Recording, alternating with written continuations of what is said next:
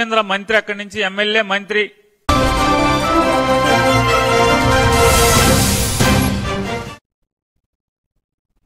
Welcome to A1 TV Telugu news bulletin లో details చూద్దాం. భారతదేశ నూతన ఉపరాష్ట్రపతిగా సిపి రాధాకృష్ణన్ ప్రమాణ స్వీకారం చేశారు. మంగళవారం జరిగిన ఎన్నికల్లో 452 ఓట్లు సాధించి ఘన విజయం సాధించారు. ప్రతిపక్ష అభ్యర్థి బి సుదర్శన్ రెడ్డి 300 ఓట్లు మాత్రమే పొందారు. ప్రమాణ స్వీకార కార్యక్రమానికి ప్రధాని నరేంద్ర మోదీ, కేంద్ర మంత్రులు, ఆంధ్రప్రదేశ్ ముఖ్యమంత్రి చంద్రబాబు నాయుడు సహా పలువురు ప్రముఖులు హాజరయ్యారు. రాజకీయ అనుభవం, ప్రజా సేవలతో ప్రత్యేక గుర్తింపు పొందిన రాధాకృష్ణన్ దేశానికి ఉపయుక్తమైన నిర్ణయాలు తీసుకుంటారని నాయకులు నమ్మకం వ్యక్తం చేశారు. ఉపరాష్ట్రపతి పదవికి మరింత గౌరవాన్ని తెస్తారని ప్రధాని మోదీ అభిప్రాయపడ్డారు. ఈ వేడుకల్లో పాల్గొన్న ప్రతినిధులు ఘన అభినందనలు తెలిపారు. Yes, by Ponnusamy Radhakrishnan. Do swear in the name of God. Do swear in the name of God. That I will bear true faith and allegiance. That I will bear true faith and allegiance.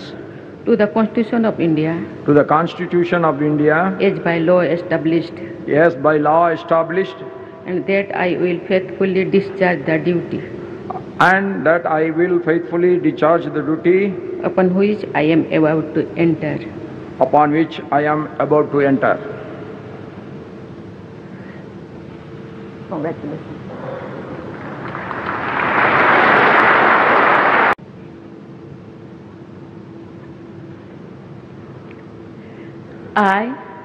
I, Chandraviram Ponnusamy Radhakrishnan, do swear in the name of God. Do swear in the name of God. That I will bear true faith and allegiance. That I will bear true faith and allegiance. To the Constitution of India. To the Constitution of India. As by law established. Yes, by law established. And that I will faithfully discharge the duty. YSRCP మాజీ MLA Chevireddy Bhaskar Reddy liquor scam కేసులో తనపై వచ్చిన ఆరోపణలపై భావోద్వేగానికి లోనయ్యారు. Liquor జోలికి నేను ఎప్పుడూ పోలేదు. నాకు ఈ కేసుతో ఎలాంటి సంబంధమూ లేదు. నా చిన్నప్పుడే తాగుడు కారణంగా మా అమ్మ ఆత్మహత్య చేసుకున్నారు. అదే తాగుడు వల్ల మా నాన్న, మా తమ్ముడు చనిపోయారు. ఇవన్నీ నా కళ్ళతో చూశాను. అందుకే నేను దాని జోలికి వెళ్లను అని తెలిపారు. తనపై తప్పుడు ఆరోపణలు మోపి అరెస్టు చేయడం బాధాకరమని పేర్కొన్నారు. ప్రజలు తనను అర్థం చేసుకోవాలని కోరారు. అదే తాగుడుతో నా తమ్ముడు జరిగిన తర్వాత ఈ రోజు వరకు నేను లిక్కర్ జోలికి వెళ్ళలేదు. లిక్కర్ని ద్వేషిస్తాను. లిక్కర్ జోలికి కేసులు కట్టచ్చు, అరెస్టులు చేయొచ్చు. నేను దానికి బాధపడ్డాను. నేను చిన్నప్పటి నుంచి ఏదైతే దేశించానో అందులో అరెస్ట్ చేయడం బాధేస్తుంది. ఇంకోటి చెప్తున్నా, చిన్నప్పటి నుంచి దేశించాను. లిక్కర్ కేసులు మనసుకు బాధేస్తాను. నేను ఒక వేద 13 ఏళ్ళుగా నడుపుతున్నా. 160 మంది పిల్లలు చదువుతున్నారు. 160 మంది పిల్లలు చదువుతున్న వ్యాట్స్మాల్ నడిపే నేను తాగుడుకు అలవాటు పడ్డా, మద్య వ్యాపారం చేస్తే ఆ రోజు నైతికంగా హక్కు కోల్పోతాను. ఆ రోజు నైతికంగా హక్కు కోల్పోతే గర్వం కదా. ఈరోజు నేను ప్రతి మనిషి బతకాలంటే బతుకుతురు. ప్రతి మనిషి బతకాలంటే వ్యాపారం, ఉద్యోగం చేయాలి. నేను ఉద్యోగం, వ్యాపారం చేయాలి. నేను వ్యాపారం చేసుకుంటుంటాను. ఈ వ్యాపారాన్ని లిక్కర్తో సంబంధం ఉండి మీకు చెప్పుతున్నా, లిక్కర్తో సంబంధం ఉండి ఒక ఆస్తి కొని ఉన్నా, ఒక దాంట్లో పెట్టుబడి పెట్టున్నా, మీరు అటాచ్మెంట్ కాదు, స్వాధీనం చేసుకోవచ్చు. నాకు అభ్యంతరం లేదు. కానీ లిక్కర్తో సంబంధం లేకుండా మా బ్రతుకులు కడుపుని కూర్చున్నారు. సంబంధం లేని లిక్కర్తో సంబంధం లేని బ్రతుకుల ముందు కూర్చున్నారు. ఇది మనసుకు బాధేస్తారు. సరే, కానీ దేవుడు ఉన్నారు. అల్టిమేట్ గా గాడ్ ఈజ్ గ్రేట్. అల్టిమేట్ గా నేచర్ ఈజ్ సుప్రీం. నేను నమ్ముతా, నేను మనస్ఫూర్తిగా నమ్ముతా. నేను ఈరోజు తూర్పు గోదావరి జిల్లా ఉప్పాడ సముద్ర తీరంలో అలల తాకిడితో ఏర్పడుతున్న నష్టంపై జిల్లా కలెక్టర్ షణ్మోహన్ సమీక్ష నిర్వహించారు. రెవెన్యూ, మత్స్య, పంచాయతీరాజ్, R&B శాఖల అధికారులతో కలిసి పరిస్థితిని పరిశీలించారు. కొత్తపల్లి మండలం ఉప్పాడ, సుబ్బమ్మపేట ప్రాంతాల్లో సముద్రం ఉధృతంగా రావడంతో రోడ్లు దెబ్బతిన్నాయి. సమీప జనావాసాల్లోకి నీరు చేరడంపై ఆందోళన వ్యక్తమైంది. సమస్య పరిష్కారానికి తక్షణ చర్యలు చేపట్టాలని కలెక్టర్ అధికారులను ఆదేశించారు. తీర ప్రాంత ప్రజల భద్రతకు అన్ని జాగ్రత్తలు తీసుకుంటామని భరోసా ఇచ్చారు.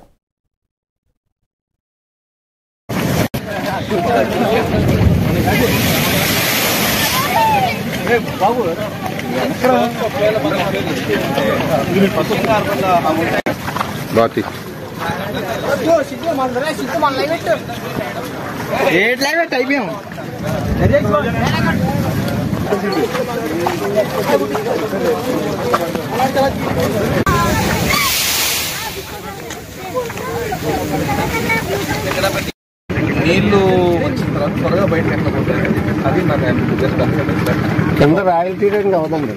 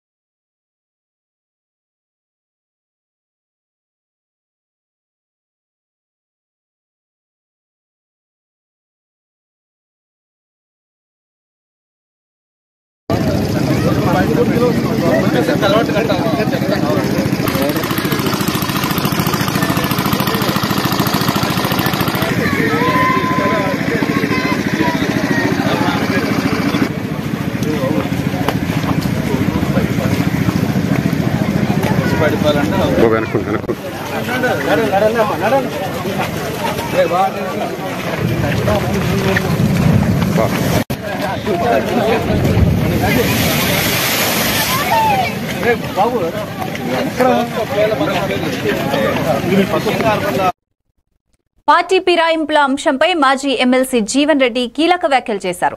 ఎవరి పార్టీలో వాళ్ళు ఉంటే మంచిదే కదా, తాము పార్టీ మార్చలేదు, అదే పార్టీలో ఉన్నామని చెప్పడం సంతోషకరమన్నారు.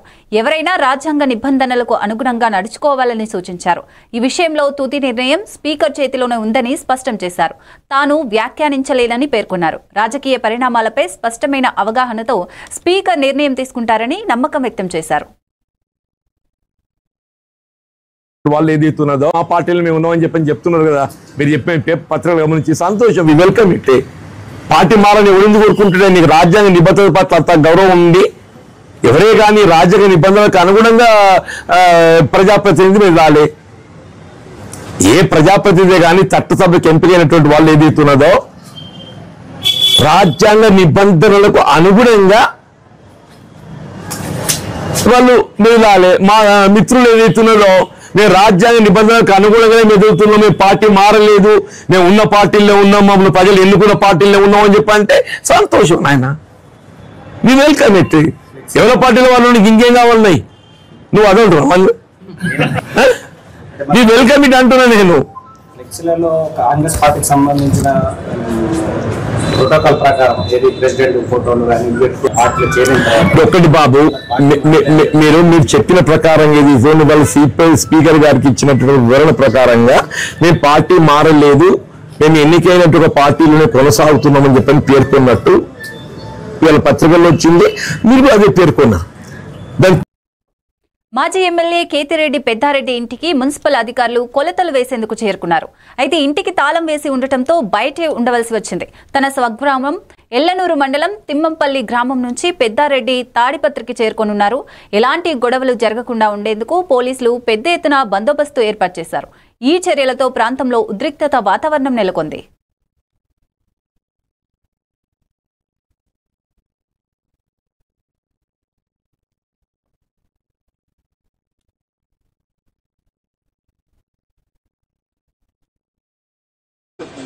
నాకు అవసరం లేదు, ప్లాన్ ఉందా లేదా?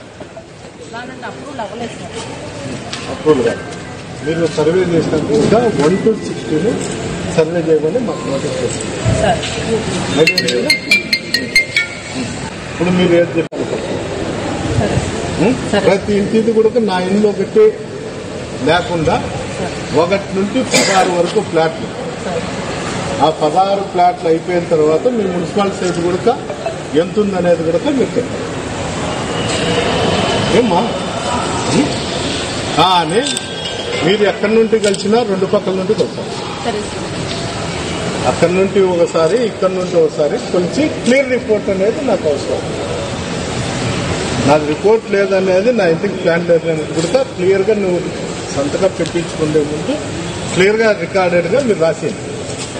దాంట్లో నేను పశ్చిమ గోదావరి జిల్లాలో ఉల్లి ధరలపై రైతుల ఆందోళనల మధ్య కలెక్టర్ నాగరాణి ఆకస్మికంగా తాడేపల్లిగూడెం ఉల్లి మార్కెట్ను తనిఖీ చేశారు.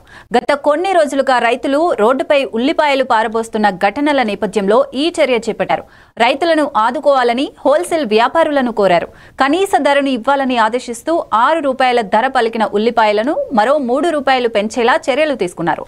రైతుల సమస్యలపై ప్రభుత్వం దృష్టి సారిస్తోందని కలెక్టర్ భరోసా ఇచ్చారు. ఉంది. దీని మీద మన గౌరవ ముఖ్యమంత్రి గారు నారా చంద్రబాబు నాయుడు గారు రైతులకు ఎటువంటి ఇబ్బంది కలగకూడదు, మంచి రేట్ రావాలనే ఉద్దేశంతో కంటిన్యూస్ గా మీటింగ్స్ పెడుతున్నారు. దానికి టీమ్స్ వేశారు. ఇప్పుడు మనకి ఆర్జేడీ మార్కెట్ కూడా ఇక్కడే ఉన్నారు. తర్వాత ఆర్డీఓ, జాయింట్ కలెక్టర్, లోకల్ ఏడీ మార్కెటింగ్ అందరూ కూడా ఇక్కడ ఎలా జరుగుతుంది ఏంటి అనేది అంతా కూడా మేము ప్రతిరోజు గమనిస్తూనే ఉన్నాం.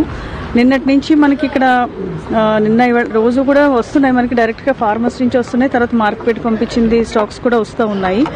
మనకి ఈ రోజు చూస్తే ఈ రోజు మనకి కర్నూలు నుంచి ఒక 4 ట్రక్స్ వచ్చినాయి. 57 మెట్రిక్ టన్స్ ఆనియన్స్ రావడం జరిగింది. అలాగే కడప నుంచి 8 ట్రక్స్ లో 120 మెట్రిక్ టన్స్ ఆనియన్స్ డైరెక్ట్గా రైతులు మైదుకూరు, పెండ్లిమర్రి ఇలాంటి డిఫరెంట్ ప్లేసెస్ నుంచి కడప నుంచి రావడం జరిగింది. వారికి కూడా మంచి రేట్ వచ్చే విధంగా చూస్తున్నాము. ఇక్కడ హైయెస్ట్ ప్రైస్ ₹12 రావడం జరిగింది. మోడల్ ప్రైస్ ₹9.50 రావడం జరిగింది. రైతులు కూడా ఎక్కువ మంది ఉల్లిపాయలు పారిపోస్తున్నారు.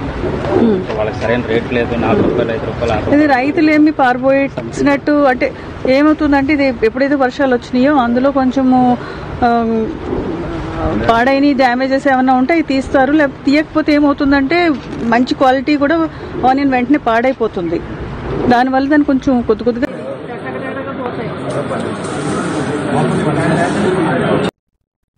గ్రూప్ 1 పరీక్ష వివాదంపై మంత్రి అడ్లూరి లక్ష్మణ్ స్పందించారు. ప్రభుత్వంపై బట్ట కాల్చి వేసేయడం చాలా ఈజీ అని అన్నారు. కానీ వాస్తవానికి ప్రభుత్వం ఎలాంటి తప్పు చేయలేదని, విద్యార్థులకు అన్ని విధాలా సపోర్ట్ ఇస్తోందని స్పష్టం చేశారు. హైకోర్టు తీర్పు తర్వాత కూడా విద్యార్థుల భవిష్యత్తు దెబ్బతినకుండా జాగ్రత్తలు తీసుకుంటామని తెలిపారు. నిరుద్యోగుల భవిష్యత్తు పాడవకుండా చర్యలు కొనసాగుతాయని హామీ ఇచ్చారు.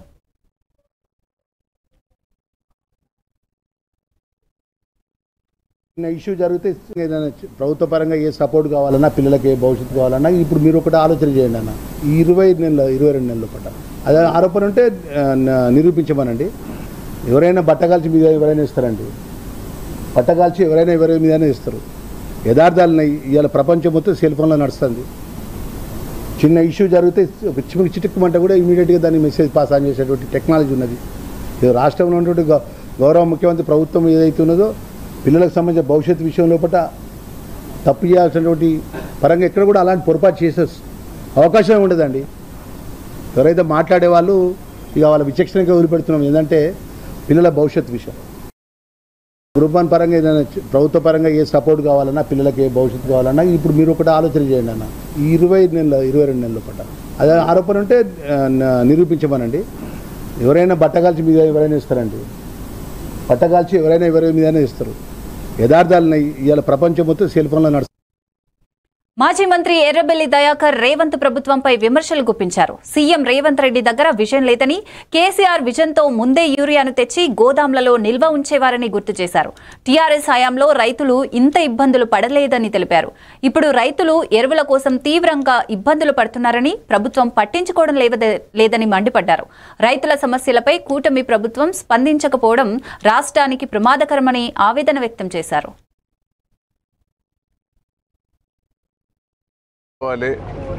ఎన్ని తెప్పించుకోవాలనే విజన్ లేదు.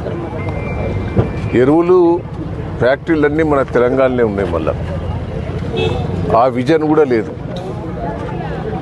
కేసీఆర్ గారు ఒక విజన్ తోటి నీళ్లు అడ్వాన్సు 3 నెలల ముందే రిజర్వాయర్లు నింపేది, కాలువల పంటి నీళ్లు నింపి షెర్లు నింపించే ఏర్పాటు చేసేది. రైతులకు ఏం కావాలనేది రైతు దున్నక ముందే రైతు బంధు ఇచ్చేది, యూరియా బస్తాలు సప్లై చేసేది. అంటే ఒక విజన్ తోటి కరెంటు కోసం కూడా బయట రాష్ట్రాల నుంచి కొనుక్కొచ్చి కరెంటు మనకు సప్లై చేసేది 24 గంటలు. రేవంత్ రెడ్డి గారు బోకస్ మాటలు, అబద్ధ మాటలతోటి అధికారంకి వచ్చిండు. కేసీఆర్ చేసిన స్కీమ్స్ అన్నా ఇంప్లిమెంట్ చేయి. రైతు బంధు 2 సార్లు ఎగ్గొట్టినాం. రుణమాఫీ సరిగ్గా కాలేదు. బోనస్, సన్న ఓట్లు అన్నిటికీ ఇస్తానని ఎలక్షన్ ముందు చెప్పినాం. తాజాగా విడుదలైన మిరాయి సినిమాపై మంచు మనోజ్ స్పందించారు. ఈ చిత్రం బ్లాక్ బస్టర్ హిట్ అవ్వడం పట్ల ఆనందం వ్యక్తం చేశారు. తేజ సజ్జా కథానాయకుడిగా నటించిన ఈ సినిమాలో తాను కీలక పాత్ర పోషించడం పట్ల గర్వంగా ఉందని తెలిపారు. విశాఖలో జరిగిన ప్రీ రిలీజ్ ఈవెంట్లో అభిమానుల ఉత్సాహం చూసి మరింత సంతోషించానని చెప్పారు. దర్శకుడు, నటీనటులు, సాంకేతిక బృందం కష్టానికి ఫలితం దక్కిందని అభినందించారు. మిరాయి విజయంతో తెలుగు సినిమా పరిశ్రమకు కొత్త దిశ దక్కుతుందని అభిప్రాయపడ్డారు.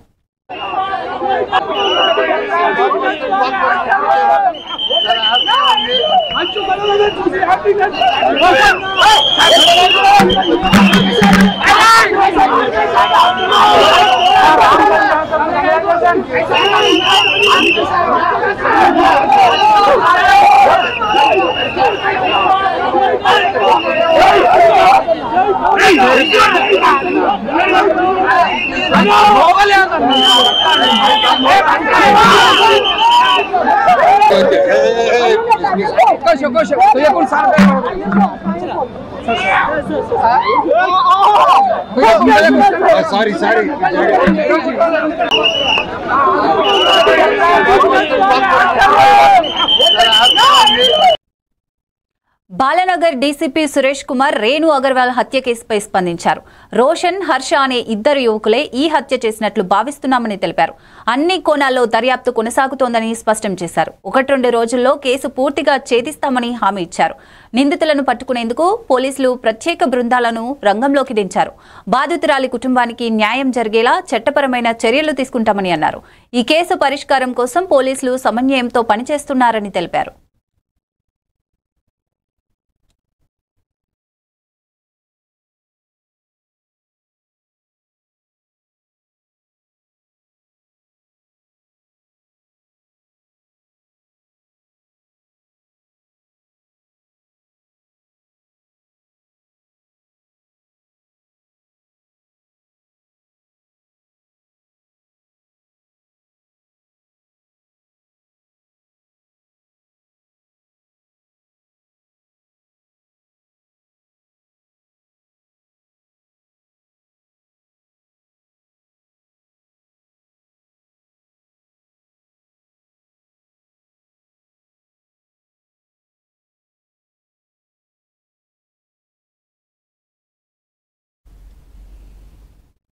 విజయవాడ న్యూ రాజరాజేశ్వరిపేటలో డయేరియా బాధితులను మంత్రులు సత్యకుమార్, నారాయణ, ఎంపీ కేశినేని చిన్ని పరామర్శించారు. ఆసుపత్రిలో చికిత్స పొందుతున్న బాధితులను చూశారు. ప్రస్తుతం పరిస్థితి అదుపులో ఉందని తెలిపారు. ప్రస్తుతం ప్రభుత్వం తరపున అన్ని ముందస్తు జాగ్రత్తలు తీసుకుంటున్నామని, వైద్య బృందాలు నిరంతరం పర్యవేక్షిస్తున్నాయని వెల్లడించారు. ప్రజలు భయపడవద్దని, తాగునీటి వనరులు సురక్షితంగా ఉండేలా చర్యలు తీసుకుంటున్నామని తెలిపారు. బాధితులందరికీ అవసరమైన వైద్య సహాయం అందిస్తామని భరోసా ఇచ్చారు. ఇక్కడ స్కూల్లో ఒక క్యాంపును నిర్వహిస్తూ నాణ్యమైన వైద్య సేవలను అందించే ప్రయత్నం ప్రభుత్వం చేస్తూ ఉంది. అయితే గతంలో మొదట్లో 20 నుంచి 30 డైరియల్ ఎపిసోడ్స్ వస్తూ ఉంటే ప్రభుత్వం తీసుకుంటున్న చర్యల కారణంగా వైద్య శాఖ సిబ్బంది కానీ జిల్లా యంత్రాంగం తీసుకున్న చర్యల కారణంగా తగ్గుముఖం పడతా ఉంది.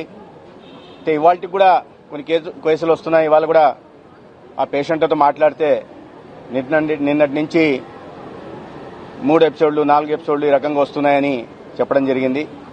అయితే గత 4 రోజులుగా హౌస్ టు హౌస్ సర్వేలెన్స్ చేయడం, ప్రజల్లో అవగాహన కలిగించే ప్రయత్నం చేయడం, అదేవిధంగా ప్రతి ఇంటికి కూడా డాక్సీ దగ్గర నుంచి ఓఆర్ఎస్లు ఇవ్వడం, అంటే ప్రివెంటివ్ మెజర్స్ కూడా తీసుకోవడం జరుగుతూ ఉంది. ఇంటింటి వీధులలో చాటింపు వేయడం వల్ల ఇక్కడ ఒక క్యాంప్ నడుస్తున్న విషయం కూడా ప్రజలకు తెలియడం, మొదట్లోనే కాస్త కడుపు నొప్పో లేదా 1-2 విరేచనాలు, వాంతులు వస్తే వెంటనే ఆసుపత్రికి వస్తున్నారు. ఇప్పటిదాకా మొత్తం 141 కేసులు వచ్చాయి. ఒక 68 కేసుల దాకా యాక్టివ్ కేసులు ఉన్నాయి ఇక్కడ జీజీహెచ్లో. లిక్కర్ స్కామ్ కేసులో నిందితుల రిమాండ్ మరోసారి పొడిగించబడింది. ఏసీబీ కోర్టు ఈ నెల 18వ తేదీ వరకు రిమాండ్ కొనసాగించాలని ఆదేశించింది. ఈ క్రమంలో రాజమండ్రి సెంట్రల్ జైలుకు ఎంపీ మిథున్ రెడ్డిని తరలించనున్నారు. చెవిరెడ్డి భాస్కర్ రెడ్డి సహా ఇతర నిందితులను విజయవాడ జిల్లా జైలుకు తరలిస్తున్నట్లు సిట్ అధికారులు వెల్లడించారు. ఈ కేసులో ఇప్పటికే పలుమంది నిందితులను విచారించిన అధికారులు మరిన్ని ఆధారాలను సేకరిస్తున్నారు. లిక్కర్ స్కామ్ రాష్ట్ర రాజకీయాల్లో కలకలం రేపిన నేపథ్యంలో రాబోయే రోజుల్లో విచారణ మరింత వేగవంతం కానుంది.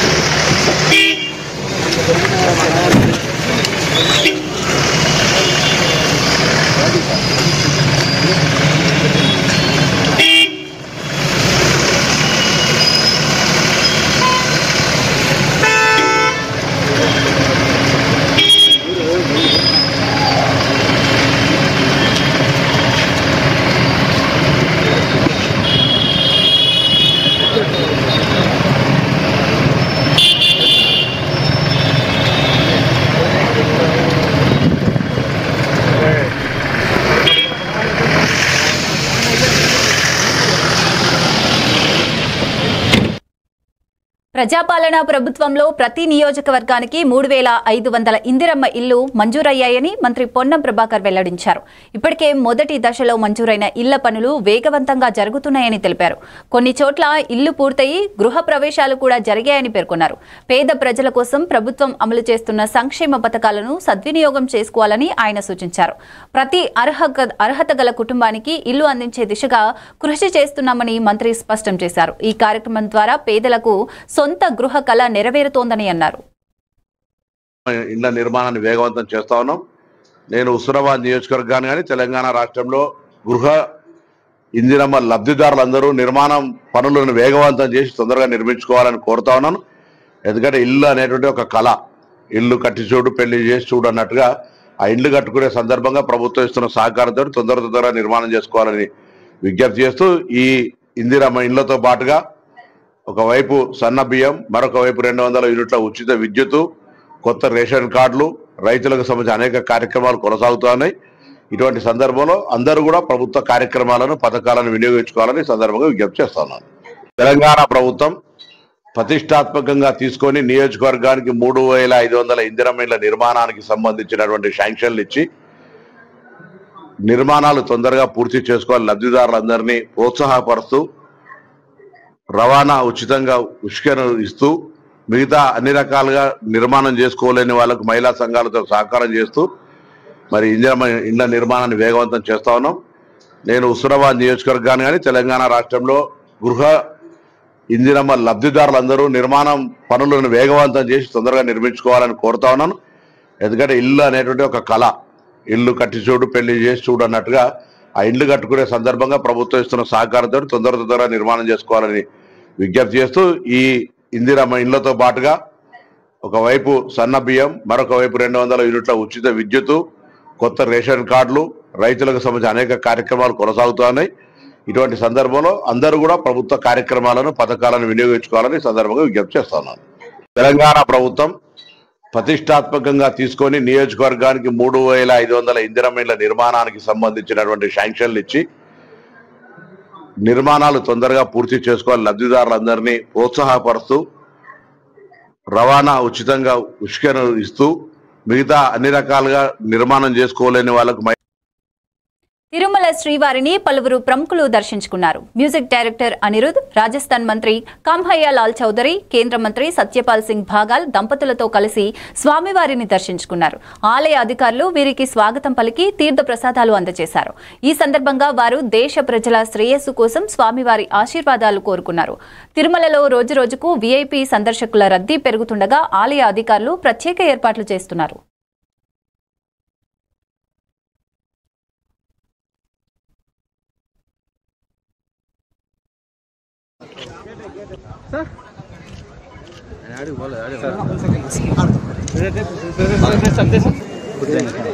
दादा సార్ అంత పక్క వాంగ్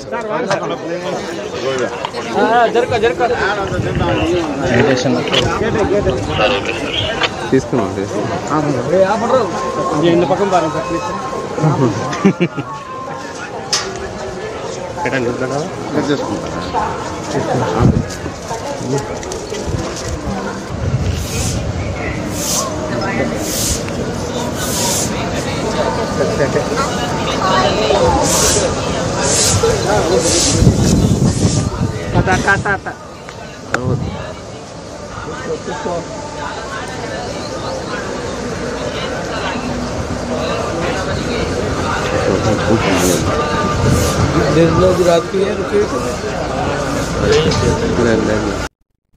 ఇవి బులెటిన్ అప్డేట్స్. మరిన్ని అప్డేట్స్ కోసం చూస్తూనే ఉండండి A1 టీవీ తెలుగు న్యూస్.